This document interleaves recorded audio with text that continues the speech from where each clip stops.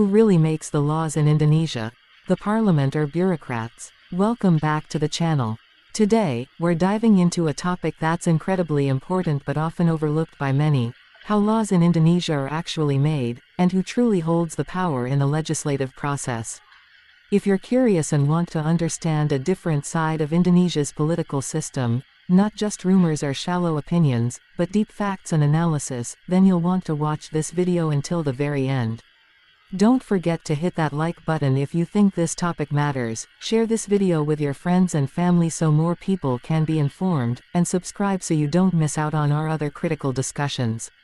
By the end of this video, you'll gain a perspective that might be different from what you've always heard, and you'll have the insight to more intelligently judge the lawmaking process in Indonesia.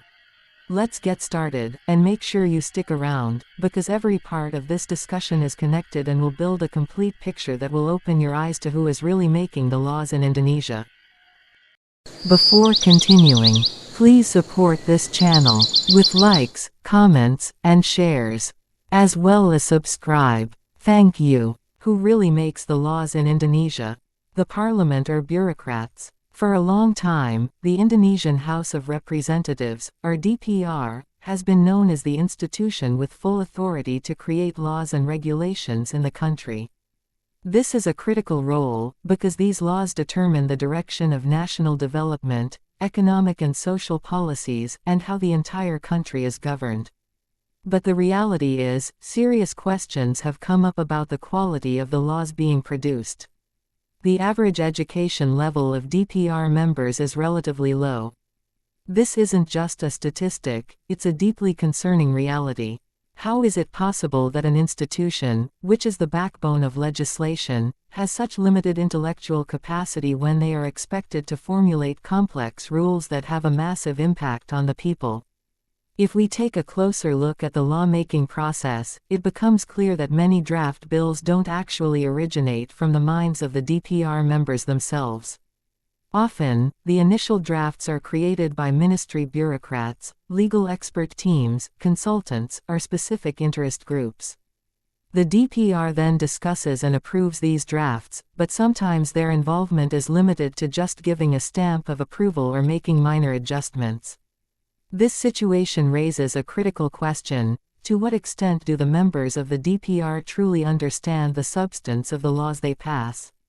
And to what extent do those laws reflect the interests of the people, instead of the interests of bureaucratic elites or certain groups? A legislative process like this has the potential to reduce transparency and accountability. The public often doesn't know who is actually drafting the laws or the reasoning behind them. When a law is passed, people usually only see the final product, without being able to trace who is truly responsible for the decisions made. If a policy fails or harms the public, the criticism is directed at the DPR, even though the initial draft may have come from someone else entirely. This creates the impression that the DPR is just a formality, a rubber stamp, rather than an institution that truly leads the legislative process. A low level of education isn't just about academic degrees. It's directly related to the ability to think critically, to understand legal, economic, and social complexities, and to analyze the potential risks of a policy. Laws are instruments that affect millions, even tens of millions, of lives. When the DPR lacks that capacity, its members are more vulnerable to pressure from parties with greater access to information and resources. They might sign off on a draft bill without fully understanding its implications, or they might just rely on advice from their expert staff and consultants without any independent judgment. This phenomenon also creates a democratic dilemma. A representative system is supposed to ensure that the people's voices are heard. But when the representatives themselves aren't competent, the people's voice is at risk of being ignored. The resulting laws can end up benefiting certain groups, protecting the political or economic interests of the elite, or even creating regulations that are overlapping and contradictory. The outcome is ineffective policies that are difficult to implement and sometimes even cause conflict in society. Now, the quality of legislation isn't only determined by education. Integrity, experience, and the ability to understand the people's needs are also crucial. But a low education level is a serious barrier, especially in the modern era where problems are becoming incredibly complex. From the digital economy to climate change, from international trade regulations to energy and transportation policies, every law requires a multidisciplinary understanding. If the DPR doesn't have that capacity, the legislative process tends to be dominated by those who are more knowledgeable and influential, while the goal of representing the people becomes just a formality. This problem isn't just about the individual quality of DPR members, but also about the political system and its recruitment mechanisms. Political parties that nominate candidates with poor educational backgrounds, or prioritize popularity over technical competence, are contributing to this problem. The public also needs to be more discerning when evaluating legislative candidates. It's not enough to just look at their political promises, their intellectual capacity and professional track record must also be considered. Without this, the risk of weak legislation that doesn't side with the people will just keep repeating itself.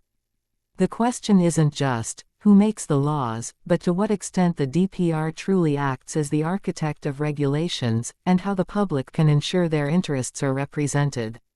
Transparency, education, and the quality of DPR members are the keys to fixing the legislative process. Legislative reform is not just about formal procedures, it's about building the capacity and integrity of the members of the House. They must be able to think critically, create evidence-based policies, and produce laws that are both effective and fair. If this situation is left unaddressed, the long-term risks for the country are enormous. Weak laws can hinder development, create legal uncertainty, and lead to social injustice. The public must demand transparency, promote political education, and emphasize the importance of having competent, intelligent, and honest representatives. Only then will legislation once again become an instrument that serves the people's interests, not just a political formality or a tool for special interests. The education and quality of DPR members aren't just about academic titles. They are the foundation for creating a nation that is just, democratic, and competitive. Laws born from a competent DPR will reflect the needs of the people, solve social problems, and drive the nation forward. On the other hand, legislation born from underqualified members will only create new problems, add complexity, and worsen public distrust in state institutions. The question of who really makes the laws isn't just a formality. The answer isn't just bureaucrats or consultants, it also reflects the quality of the DPR members themselves. True legislative reform must start with improving the quality of its members, ensuring transparency in the lawmaking process, and prioritizing the people's interests above all else.